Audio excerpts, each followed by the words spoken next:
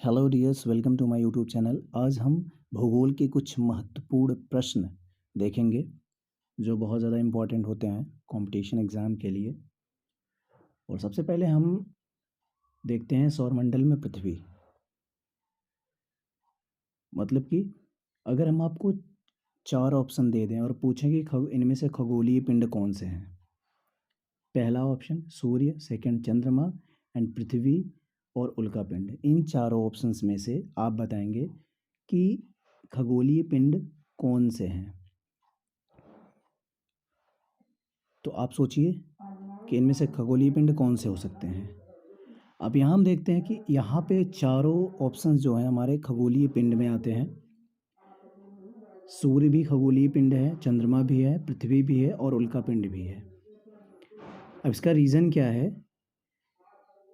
कि जो भी वस्तुएं, हम ऐसे समझते हैं कि जो भी वस्तुएं हमें रात में आसमान में चमकती है वो हमारा खगोलीय पिंड होता है। जैसे कि सूर्य, चंद्रमा, पृथ्वी, उल्का पिंड तथा वो सारे वस्तुएं जो हमें रात में आसमान में चमकती हैं उसे हम खगोलीय पिंड कहते हैं। सेकंड क्वेश्चन देखते हैं, किन खगोलीय पिंड को तारा कहते हैं। किन खगोलीय पिंड को तारा कहते हैं। अब इसको ये ऑप्शन सुनिए। जो आकार में बहुत बड़े नहीं होते हैं, जिनके पास अपनी ऊष्मा तथा प्रकाश होती है, जिनके पास अपनी ऊष्मा तथा प्रकाश नहीं होती है, जो अपने अक्ष में घूमते हुए दूसरे पिंड की परिक्रमा करते हैं। ऑप्शन एक बार फिर से। जो आकार में बहुत बड़े नहीं होते हैं। दूसरा, जिनके पास अपनी ऊष्मा तथा प्रकाश होती है।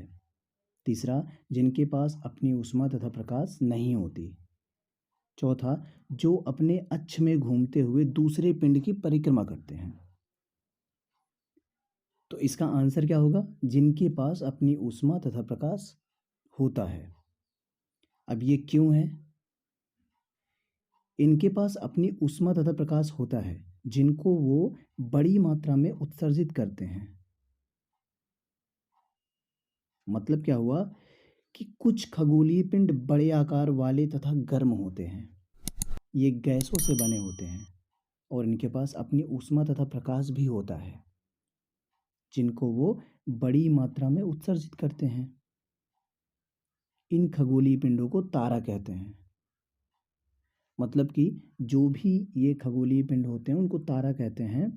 सूर्य भी एक प्रकार का तारा है, वो अपनी खुद की ऊष्मा उत्सर्जित करता है। चलो तीसरा देखते हैं,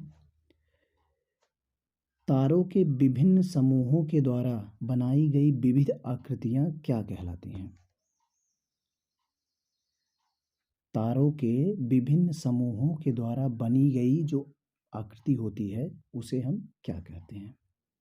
आकाशगंगा, सौरमंडल, एंड्रोमेडा और नक्षत्र मंडल। तो इसमें से हमारा ऑप्शन क्या होगा? नक्षत्र मंडल। नक्षत्र मंडल। अब ये क्यों होगा? देखो, रात्रि में आसमान की ओर देखते समय तारों के विभिन्न समूहों के द्वारा बनाई गई आकृतियां जो दिखाई देती हैं उन्हें हम नक्षत्र मंडल कहते हैं। ठीक है, चलो फोर्थ क्वेश्चन देखते हैं। अंतरिक्ष से संबंधित अर्सा मेजर या बिग बियर का संबंध किससे है? ऑप्शन सुनिएगा। सौरमंडल, नक्षत्र मंडल, क्षुद्र ग्रह समूह, इनमें से कोई नहीं। इसका आंसर क्या होगा? नक्षत्र मंडल। अर्सा मेजर या बिग बियर का संबंध जो है वो नक्षत्र मंडल से है। अब इसका इसका रीज़न क्या है सुनिए। ये एक प्रकार का नक्षत्र मंडल है। स्मॉल बियर या सप्तऋषि, 7 तारों का जो समूह होता है उसे हम सप्तऋषि कहते हैं। उन्हें हम बहुत आसानी से पहचान लेते हैं, वो बहुत आसानी से पहचान में आ जाते हैं। वो ऐसे नक्षत्र मंडल हैं जो हम बहुत आसानी से पहचान लेते हैं। यह एक बड़े नक्षत्र मंडल अर्सा मेजर के भाग हैं। ठीक है, अब हम 5th क्वेश्चन देखते हैं। किन खगोलीय पिंडों को ग्रह कहा जाता है? किन खगोलीय पिंडों को ग्रह कहा जाता है? ठीक, इसका ऑप्शन क्या है? जो आकार में बहुत बड़े होते हैं, जिनके पास अपनी ऊष्मा तथा प्रकाश होते हैं, जिनके पास अपनी ऊष्मा एवं प्रकाश नहीं होता, एवं जो तारों के प्रकाश से प्रकाशित होते हैं। डी ऑप्शन है, जिनका अपना गुरुत्वाकर्षण बल होता है। अब 2 क्वेश्चन हो गया, कंफ्यूज मत होइएगा। पहला था वो, सेकंड वाला क्वेश्चन था किन खगोलीय पिंडों को तारा कहते हैं। ये है किन खगोलीय पिंडों को ग्रह कहते हैं। तो इसका ऑप्शन फिर से एक बार, जो आकार में बहुत बड़े होते हैं, जिनके पास अपनी ऊष्मा तथा प्रकाश होता है। थर्ड है, जिनके पास अपनी ऊष्मा एवं प्रकाश नहीं होता है, जो तारों के प्रकाश से प्रकाशित होते हैं। एंड फोर्थ है, जिनका अपना गुरुत्वाकर्षण बल होता है। तो ये बहुत सिंपल है, आप सोच लीजिए। इसका आंसर सी होगा, तीसरा होगा, जिनके पास अपनी ऊष्मा एवं प्रकाश नहीं होता एवं जो तारों के प्रकाश से प्रकाशित होते हैं। इसको अगर हम डिफाइन करें तो जैसे कि कुछ खगोलीय पिंडों में अपना प्रकाश एवं ऊष्मा नहीं होता है, वे तारों के प्रकाश से प्रकाशित होते हैं। इतना तो आपको पता ही होगा। ऐसे ही पिंड को हम ग्रह कहते हैं, उनके पास खुद का प्रकाश नहीं होता है, खुद का कोई भी प्रकाश एवं ऊष्मा नहीं होता है, वो दूसरों के प्रकाश से प्रकाशित होते हैं और वही फिर चमकते हैं, उन्हें हम ग्रह कहते हैं।